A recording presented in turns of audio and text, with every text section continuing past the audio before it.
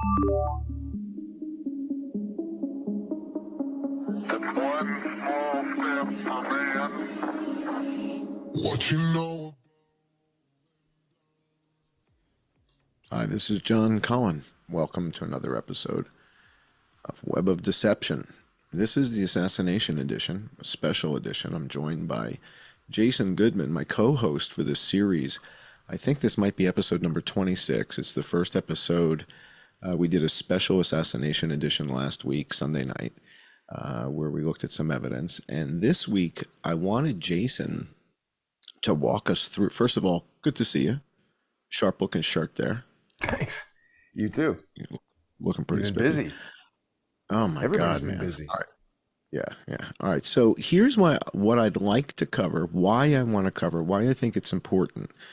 I think what we're seeing is a shift from sort of a George Webb, how would I explain it? Centric. Or not so much George Webb centric, but it's almost like I think of George Webb as the 2010s version, 2016, 2017, 2018 version of some of these social engineering warfare type techniques. And you have educated me and the audience about this stuff. And at this point, after working together with you for 5 years, what? Well, I just want to pause you for a second because we have so many new people who are joining us who I think might have no idea even the basic level of what we're talking about. So I thought tonight was going to be a good opportunity because a lot of people will look at this, John, and they're going to think, oh, you know, these guys are beefing with No. Let me explain old... this. No. Let me explain this. This show's not about George Webb. This show's about techniques of social engineering. And tonight, what I want Jason to explain is using some of the examples that we've learned in the past. So, for example, Jason walked us through an example of social engineering with the Wuhan military games. George Webb introduces a character called Macha Benassi, screws up the whole story, and Jason kind of showed us that that's not by accident. This is a technique that's used by the agencies. And Jason has put names, well, not Jason, but Jason has shared with us what the names of these techniques are. And they have names. And they have names like catch and kill. They have names like limited hangout. And when you hear these things, you don't often really know what it is. I thought a limited hangout was our patron only hour for 3 years. And then one day you did a show and you're like, no, dude, limited hangout has like specific characteristics such as ignoring key evidence. And so in tonight's show, I'm asking Jason Goodman, who I consider the world's leading expert in online social engineering. No one has been able to identify the techniques, the tactics, the methods, what it looks like better than Jason. Unfortunately, at one point in his life, Jason was sleeping with the enemy. George Webb was sleeping on Jason's couch and using his bathroom, which is kind of disgusting. But we'll move on from there. The point here is that I don't think there's anyone on earth who has been able to codify this, document it, and document it with evidence. I wouldn't even know who's in second place, to tell you the truth. Quite honestly. Well, the funny thing is, know who's in second place. I appreciate you saying all that, John. And the interesting thing is, I had no idea what social engineering was until I met George Webb. And of course, this series is called Web of Deception, and it is a pun, it is a play on his name. So while it's not about him, to some extent, it's inspired by, and sometimes is about him. We're going to talk about him today. But right, now here's the jumping off point, though. Here's where I want to hand it to you, because here's what I'm seeing in the assassination world. In the Las Vegas shooting world, you shared with us, you said, hey, I'm seeing a technique here called the catch and kill, which is where they send in somebody like, let's say, like a Mindy Robinson, to start to try and become the expert on a given story, but they don't actually have the substance. They don't actually have the material understanding, but they're being put forward as the expert. And this is called you've explained to us, a catch and kill. And so our audience has had the benefit of that. There's a lot of new people watching tonight, probably 10, 20,000 people watching tonight that are like, what the hell's a catch and kill? This is important for you to explain to people what the limited hangout definitions are. What is a limited hangout? And here's the reason why. I think we're in a baton zone right now. So is George Webb irrelevant? No, he's talking about a plastic factory, of course. And I'm seeing new characters. I'm seeing new characters using the same playbook. And this is what I want you to help the audience understand. It's the same playbook, new characters. Okay, so I'm going to turn it to you. Limited hangouts, catch and kill. And I think what we're seeing is the birth of a new generation. These are the George Webb 2.0s. And that's my setup for tonight's show. So can you help everybody understand what the hell are we talking about here? Catch and kill. Catch and kill. Again, these are things that I never knew about until we heard about them in, national news reporting about espionage. And catch and kill we heard about in the Donald Trump Stormy Daniels trial, where, it's something that's used in the political world of candidates are making deals with the Inquirer to pay people for the story. That's the catch part of it. And then the kill part of it is, some other journalist has the story or some other person knows about it. Doesn't necessarily involve pew pew kill the person, but kill the story is the idea. And so there's all these efforts for people to kind of inject themselves. And you're absolutely right, John. It's totally clear, I think, to most people who are watching, you have pulled ahead in the world of research of the Donald Trump assassination attempt because of your experience with not only shooting and your research that you did on the Las Vegas shooting, but you've got a lot of background in math that perhaps some people didn't know about. And I mean, this is not the first time that you've done something like this, but the proof is in the pudding. People are really responding to what you're putting out there. And so let's talk about this for a second, because this is going to be a specific example. There's been a lot of talk about the water tower now from the first day.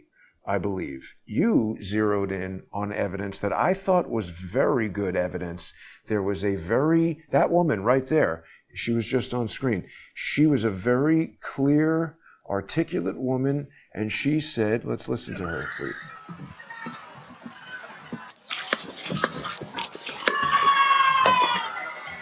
Is that coming from this?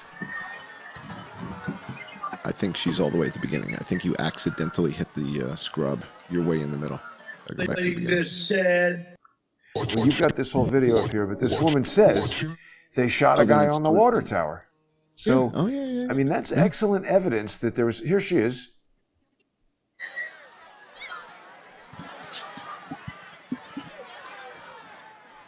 We got breaking news. Sharpshooter shot to the left. He killed the gentleman in the water tower here. I don't think she would say that if she didn't see that. She sounds quite out of breath. I mean, that is in the moment testimony from an eyewitness. She said he killed the gentleman in the water tower here. Now, we have seen a lot of black dots and things around the water tower, so there's good evidence. We don't yet have, in my opinion, definitive, clear video where we know where the source video came from. We know that nobody's put it through any kind of AI thing that magically inserts a guy dancing around there. Remember, we've seen software now that can do that. So when people say, oh, I just put it into, whatever and enhanced it, it's like, wait a second now. I'd like to understand exactly what you did to this, because let's explain this to people. So I just had somebody send us something rather compelling just a moment ago, 20 minutes ago. And so when we see something like that, that's that compelling, Jason and I want to know what someone's workflow is. We want to know what software they're using. We want to know the process that they're going through to do the sharpening, doing the unsharp masking. What are they doing? Jason's an expert at Photoshop. I'm an expert in Lightroom. And so between the two of us, we kind of have this covered. So we want to know the workflow that somebody used to get these images, because we have seen some stuff that's rather compelling, but as Jason has said, somebody could be mocking this stuff up in order to set us up. So we're being very careful right now. Let me clarify. I'm not just some armchair Photoshop expert. Right. I've been using Photoshop since about 1989 or 90. version 1.0, I had a lengthy career in Hollywood as a stereoscopic cinematographer, and I'm an expert in stereoscopic visual effects, digital production workflows, and this was the live feed from Right Side Broadcasting, and they put it out on YouTube at 1080p 60. If anybody from Right Side Broadcasting is listening, I would recommend that you modify your future productions to record and broadcast at 4K 30, if you could. It's the same amount of data, and you'd have higher resolution but lower frame rate. The issue here is I zoomed in. This is a 400% blow up of the video from Right Side Broadcasting, and you see something up there, but it's really insufficient resolution. Here, you see something moving. This is the video. We see something moving, but it's just too blurry to know. And I mean, I agree that we have a lot of evidence that somebody is up there, but I'd love to get from Right Side Broadcasting if they have a version of this video that was recorded in the camera. I'm just pulling this off of YouTube, so it's limited bit rate. There's a lot of different parameters that go into determining the quality of a video. So when I see these videos that people have alleged to have blown up from HD things that they've downloaded from the internet, and there's a dude dancing around up there in tactical gear with an AR-15, I'm like, wait a minute now, how did you get to this? We want to know. Now, so that's the what other we call good the news. workflow. Right. What's that? Workflow, exactly. So the other good news is somebody did send me, I just put up onto X here on Twitter. So for people who aren't yet following John on Twitter, and I think there's a huge number of new followers for John, deservedly so. He's doing incredible work. But people should get over there and check it out. There's a lot of information being shared. He's there at I_am_John Cullen. But just one more thing on that guy on the water tower. I had shared just a little while ago, and people can follow me at JG_CSTT. Somebody had a video from TikTok where, here we go. So this is the closest optical zoom I've seen. So this is, I wanted to do this. This is the TikTok video in the background, and this is the normal optical magnification level of the tower in this person's TikTok video. The inset here is me grabbing this thing in Photoshop and just scaling it up. And we do see darkness up there. And so if this were moving around, that could lead us to believe that that's somebody moving around up there. Okay, so then I went to another portion of this person's video and got another. You see, it does look like the darkness is moving around up there. In a sequence in video, that could look like somebody moving around up there. But then when I went to, the person zoomed in on the phone optically, and now we have a much more magnified image of this, we can see there's some contrasty things up here that, depending on how light is hitting on this, depending on how something super zoomed in is wiggling around, and how the video compression plays with that high contrast Can you send me area. that one? Can you send What's me that? that? Send me that. Yeah, Can you I sent it to you already in DM. That's on my Twitter. I sent it to you. Oh, okay. But what I'm saying is, what we want is really zoomed in optically good quality footage of this, because what's going to happen right now is, John, you are so on fire on Twitter. Social engineers are going to try to send you some bad evidence so that they can later reveal, oh, look at this guy thinks somebody's running around. This is just some AI thing that somebody stuck in there, and everything he's saying is nonsense. Because I've been noticing, you're right, there are some people who I thought were kind of interesting accounts on Twitter who are now crapping on the evidence. But let's stick with... I want to give an example, though. I want to give a perfect example that ties it into George Webb, because George Webb is kind of the heart of this whole thing. All right, so there is sort of a famous researcher on Twitter who goes by the handle of JickyLeaks. Okay, it's kind of an anonymous handle. And JickyLeaks publishes all kinds of lab-related stuff that was related to the COVID pandemic. And JickyLeaks chimes in. There's a laboratory person who's doing all kinds of, molecular analysis, is chiming in on assassination, and says that so this is important, George Webb is talking about the water tower. That means the water tower has nothing to do with the story. And that is JickyLeaks' takeaway, meaning anything George Webb touches turns to crap. And that is absolutely that is an intended He's outcome. the cooler at the casino when you're throwing 11, you're making your point and everybody's winning money at the table. They send him out in a ridiculous coat to bump your elbow, you 7 out, and suddenly the table is called. But his sword cuts both ways, and I want people to understand that. So first, he does something that the polite term is poison the well. And the poison the well strategy that Jason has shared with us in the past, I'll give you guys an example. This was with COVID, is he starts talking about, and when I say he, now it's they. So this is people using the same technique. They start talking about something like, in the example of COVID, the Wuhan games. Wuhan games are real. The Wuhan games took place. They were in the city of Wuhan. There were Wuhan military games. There were 100,000 people there. But then they introduce an element that has nothing to do with this story and is controversial. In the case of the Wuhan games, George Webb introduces this notion that a bicyclist brought COVID with her to China and starts a whole disastrous misinformation campaign that poisons the well about the Wuhan games. And so the reaction from somebody like a JikiLeaks is intent. That's what they're after there. Now, the other side of the coin, the other side of the sword, is he has a following of people who think he's the inside guy who's got the connections and he's having lunch with Robert David Steele even though he's still dead. And people follow him and people think he's on to something. And so when he starts talking about the water tower, he's kind of poisoning the story a bit. Well, I don't disagree with what you're saying, but I'm going to slightly augment.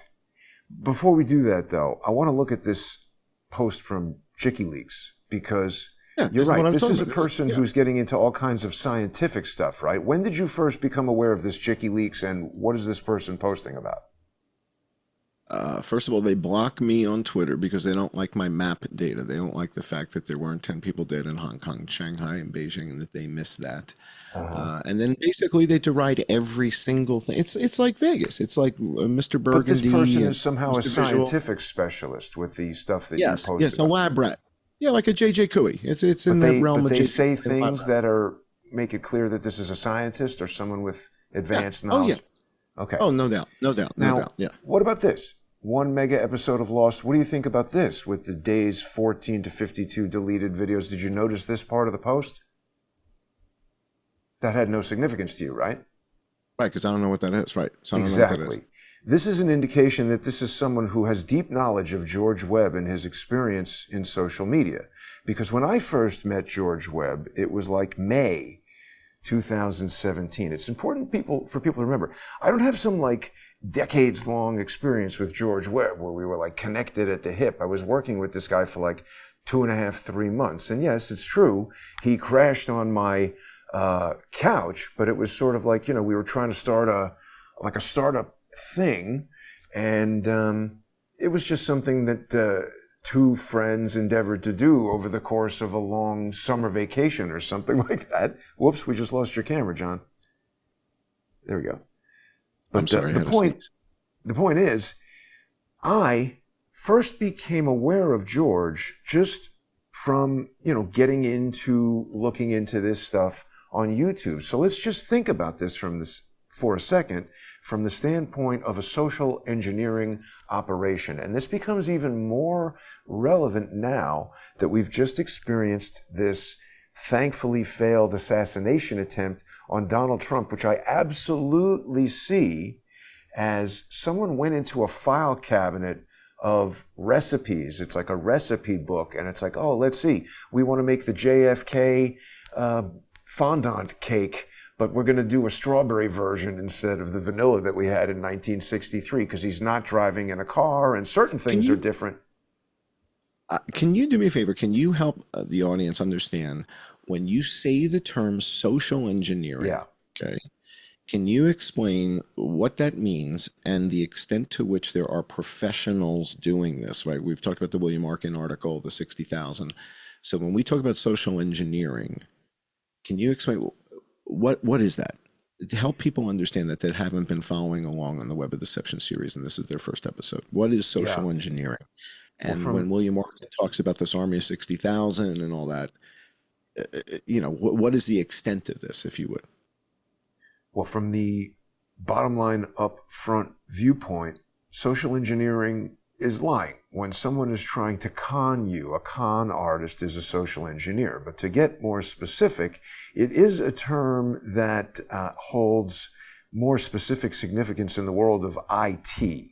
We hear about hacking. There was this whole failure with the CrowdStrike thing. We don't really know what's going on there, but there's a saying in hacking that if you can't hack the system, you hack the user. And that is essentially social engineering. If somebody works at some Iranian nuclear facility that's the super most secure thing in the world, somebody could find out that scientist works there, get some sexy woman to go to a bar, get him drunk, steal his USB key, and suddenly you've just hacked it.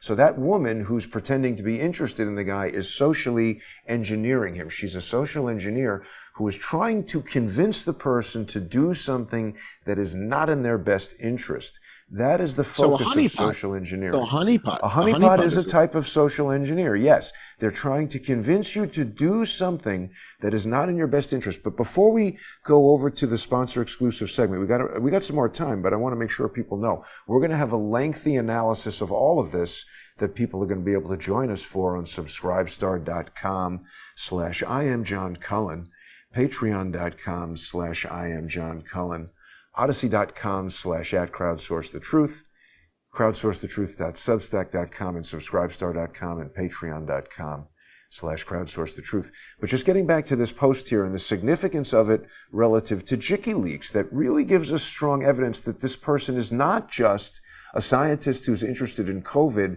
who didn't like your point of view, but rather that this is very likely a social engineer who is part of this web of deception.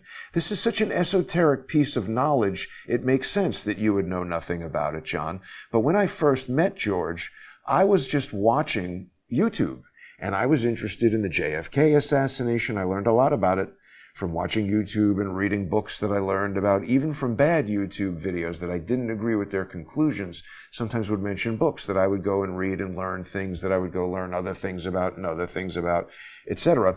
But I happened upon George. And frankly, just finding him caused me to start thinking about the crowdsource the truth idea, because I was becoming fascinated with this notion that, YouTube was able to discern that I'm interested in JFK. And so maybe you're going to be interested in the Vietnam War. And maybe you're going to be interested in Watergate and what was going on with Lyndon Johnson and Nixon and, all this stuff. And this combination of machine learning, human discernment, the network concept of sending these ideas out to lots of people where you got feedback and your own ideas got tested. This is sort of where this all started to come about. And I found these videos from George, they were recommended to me by YouTube, which is, you make a certain type of video, you're going to get a certain type of recommendation. If we started talking about artificial intelligence all the time, we're going to get recommended videos from other people talking about artificial intelligence. So George was doing these videos where he essentially had a salesman. His background is in software sales. So he essentially had a salesman's PowerPoint deck, but not even necessarily for customers. Like if you were on his sales force, this was an information-dense PowerPoint deck of, here's this year's product line, here are the specifications, I'm going through every single thing, it's written on the screen, I'm pointing at it with my finger, and I said to myself, wow, this guy has an amazing amount of information and he's pumping out these videos, but the engagement factor in terms of me being a cinematographer and a director and speaking this language of cinema my whole entire life, the videos were terrible from that standpoint. So I contacted George, and the idea was, well, forgive me, this is important. I didn't contact George. George made a video saying, hey, I'm going to Washington, D.C., and I'd like to interview Lee Stranahan. Does anybody out there know Lee Stranahan? And I was like, bing! Wow, I know Lee Stranahan. What a coincidence. It didn't occur to me in that moment that he might have been able to just review his comments and see who's watching and say, who's this guy, Jason Goodman? Oh, look, here's his Facebook. Who does he know on here that I know? Lee Stranahan. Here's his LinkedIn. Here's his LinkedIn. How could I trick this guy into thinking that he found me? How could I force a card on him like a trick? Okay? So... Oh yeah. I found a trick today that the Secret Service pulled off that Eric Prince gave us a hint on. Another illusion. All right, and I'll share this with the patrons when we get over to the patron only portion. I'm going to show you guys how they're using deception to manipulate public opinion and the narrative. We have so much to share with the patrons. When we get to the patron only hour, we're going to be over there just in about 6 or 8 minutes. And what Jason's going to do is kind of walk you guys through what are these tactics, because I'm seeing new people using the same tactics. They're making bold claims, no evidence, right? We got guys on zip lines zipping down from here. Any picture of that?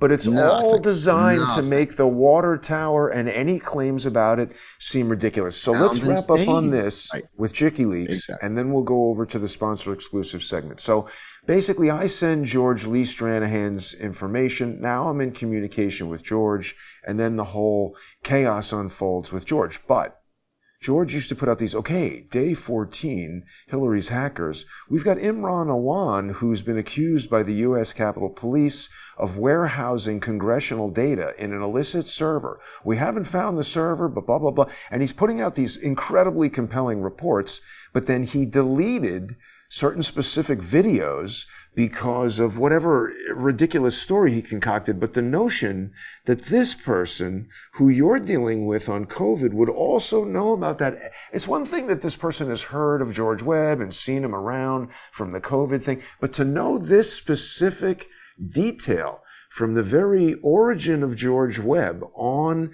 YouTube, and forgive me, I've just reminded myself of another incredibly... This is the Where's Eric Braverman. This was the launch for you to go to England with Trish the Dish and the stick and WikiLeaks. So for those of you who haven't been following along with Web of Deception, Jason is in the midst of the Imran Awan thing. He's in the midst of the USB drive, the stick, and goes to England and meets with the chief operating officer of WikiLeaks and is talking to the guy right outside the embassy where Julian was housed at the time. And so it's a fantastic story that we've been documenting in the Web of Deception. And this whole Where is Eric Braverman? I mean, we did a whole episode. Where is Eric Braverman? Right? We did a whole Web of Deception episode. He did a series all over, screaming about where is Eric Braverman. I found him. And you confronted. And they wouldn't let me anywhere near him. I have never experienced anything like me attempting to speak to Eric Braverman. I was physically grabbed. He was moved into an elevator by a team of people, a British Beefeater Oxford security dude with 2 meat hook hands. I'm a not very gigantic person. This guy grabbed me, and it was like, I'm going nowhere. Couldn't get to Eric Braverman. Well, I'm looking forward to getting into this. I want the audience there was something huge I was about to drop on you, and I totally lost my train of thought. What were we talking about? We were talking about this video in particular is just so bizarre that WikiLeaks would choose this video because it's so specific. And it just seemed bizarre because it was Imran Awan. He was right because it was all going after Imran Awan.